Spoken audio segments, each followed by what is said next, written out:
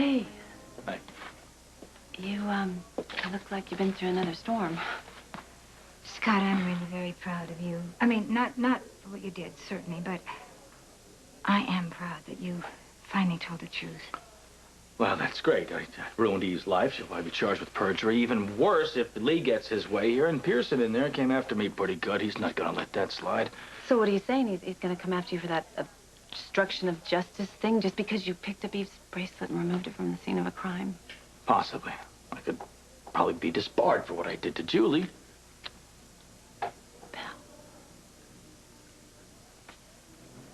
And, you know, it's what happens when you break the law. Miss Lucy Coe? My turn.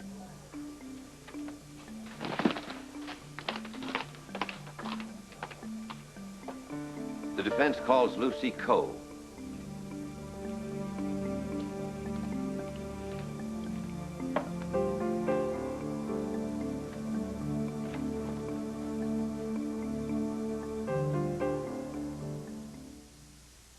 Eve, I contradicted your testimony on the stand.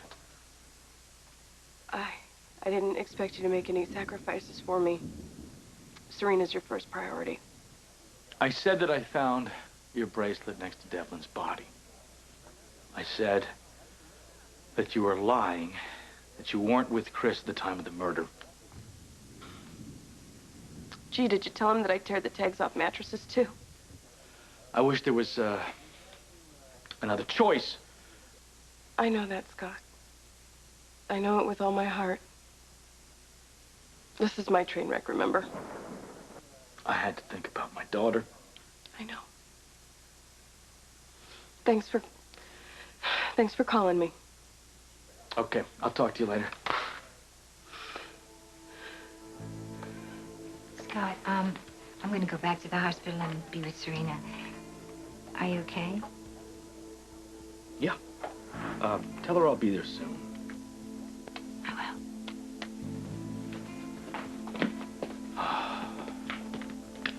will. Thanks for finally coming clean.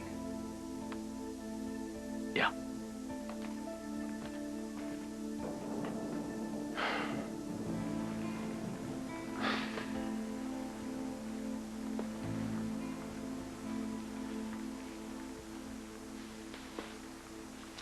Olives or no olives? I guess it's time for that martini, huh?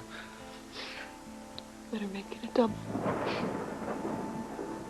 Eve Lambert and I started out, I guess, as acquaintances and then kind of became friends, I guess. But I began to suspect her motives. And so on my own, I investigated her past and I found out she was a former prostitute. Objection. Immaterial. Sustained. You discovered that Scott Baldwin hid Miss Lambert's bracelet from the police. Now, what did you do about that? Well, of course, I went to Scott and I begged him to tell the truth, but he wouldn't do that. I think by that time, Eve had turned his head pretty good. But you were under the impression that Eve Lambert was responsible for the general homicide murders. Objection. This witness's opinion is irrelevant. Sustained. Have you ever heard Eve Lambert and Chris Ramsey discussing their alibi? Yes. Would you describe the circumstances under which you heard that discussion? Eve and I had been having a lot of run-ins, a lot of them very unpleasant, and it culminated in a horrible accident that hurt a lot of people that I love very, very much.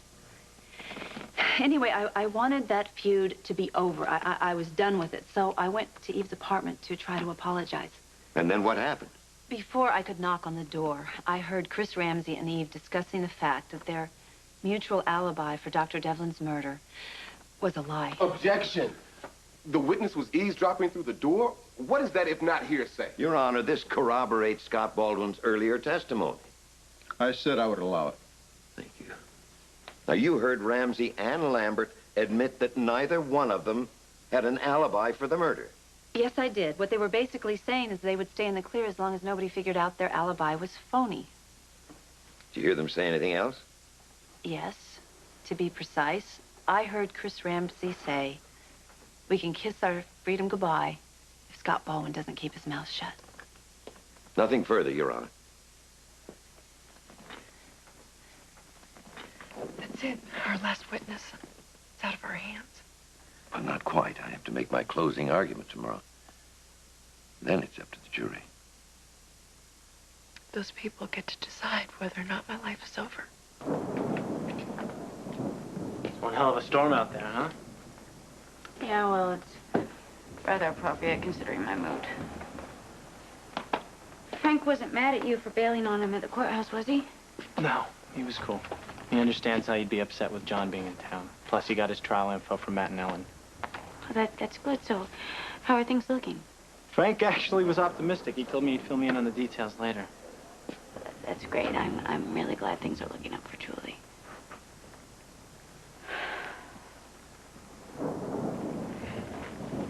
Courtney, hey, don't have to worry about John taking Neil.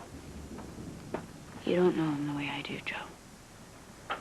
John will do anything for money, even ruin a child's life. We won't let him do it. Courtney, we'll figure something out.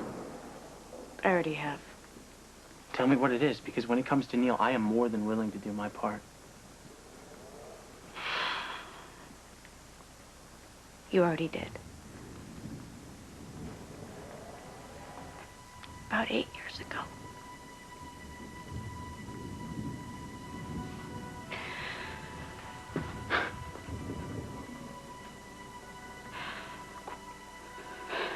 What are you saying, Courtney? I only have one thing left I can fight John with.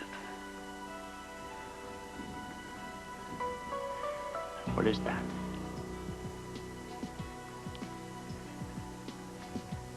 John isn't Neil's father, and he knows it. Do you know who his father is, Courtney? Yes. You are.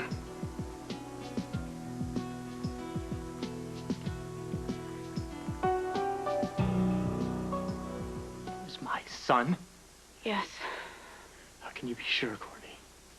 Joe, I can count. You weren't sleeping with John? Neil was conceived when you followed me to Europe.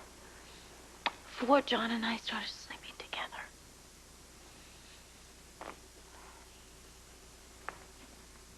I can't believe that you have known this whole time and you never told me why. Joe, how was I supposed to... In the living room, honey. Will you read me a bedtime story? Yeah. You know what? Of course I will. Good night, Joe. Good night, buddy. Do you think we'll see Daddy tomorrow? You never know.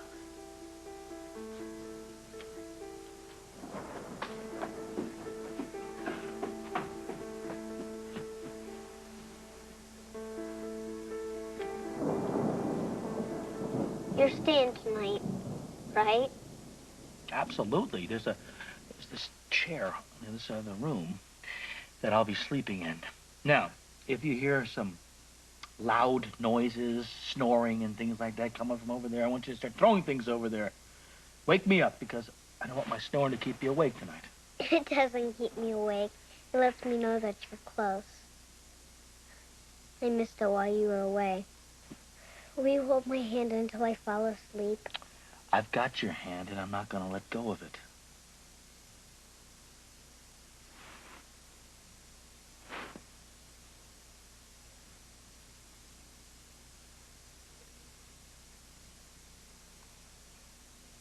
See you tomorrow, Daddy. I'll see you tomorrow. I think we have some unfinished business. Joe, now really isn't the time. You dodged me all last night, Courtney. Now is exactly the time. How come you never told me about Neil before yesterday? I didn't tell you when I got pregnant because I foolishly thought I was in love with John. Did you tell him the truth? No. So he has no idea. When Neil got sick and the doctor started doing blood work, John found out it was biologically impossible for him to be the father. why he divorced you? Yes. But John doesn't know about you, Joe. No one does. You could have told me the truth when you came back to Port Charles. In fact, I asked you point blank. Why did you lie to me? Joe Neal had leukemia. I thought he was going to die. He was under enough pressure without telling Well, me. you His could dad have told wasn't his me. dad. You could have told me. I do have a right to know. You were with Karen. What was I supposed to say? Hey, nice girlfriend. By the way, congratulations, you have a son. You know, that would have been fine. At least I would have known the truth.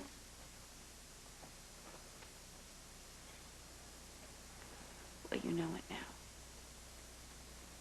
And the best thing you can do for Neil and for me is to keep this under wraps. For some reason, John doesn't want people to know, and I really think I can use that, Joe.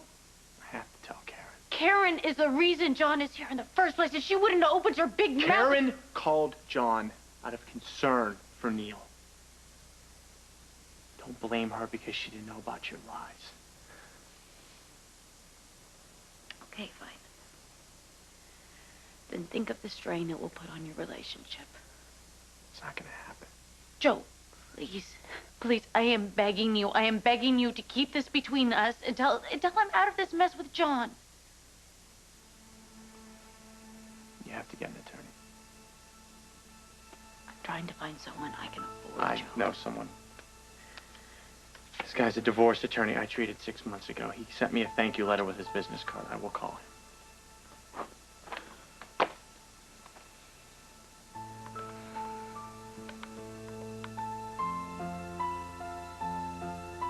Bennett Devlin, Grace Sullivan, Jake Marshak, and Cassandra May.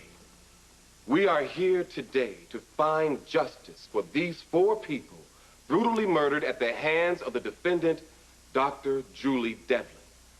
We know the first crime, the murder of Bennett Devlin, was a crime of passion. Julie became enraged upon learning that her father had an affair with her brother's girlfriend, an affair which led to the brother's suicide. Her rage overcame her, and she plunged her pen into his chest. Only Julie Devlin's fingerprints were found on that pen, and strands of her hair were found lodged in her father's cufflink. Julie had no alibi for the murder. She immediately asked for representation. Julie Devlin became the prime suspect, and that's why she had to kill again, to try and divert attention away from herself.